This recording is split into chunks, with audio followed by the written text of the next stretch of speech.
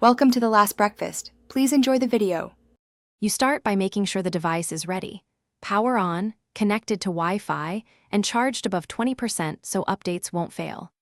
Once done, confirm you're signed into the Google account you use for Assistant and back up any custom routines or settings. Now open the Google app and go straight to Settings, then Google Assistant. This brings you to the control panel where the update options and voice settings appear, and it's the first actionable step to trigger the update process.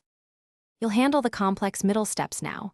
Update the Google app through Play Store or App Store and install any pending system or firmware updates for your device. Once the apps are current, open Assistant settings and check languages, voice match, permissions, and personalization so responses stay accurate. Retrain voice match if voice recognition drifts, and grant microphone permission when prompted. Make sure the device list is synced so routines, timers, and smart home links migrate.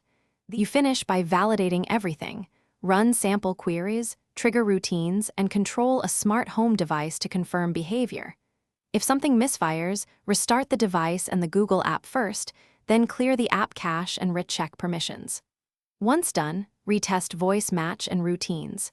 If problems persist, only then consider a factory reset, but first confirm your Google account sync is active and that the same account is used across devices. This one troubleshooting tip often resolves most stubborn update issues.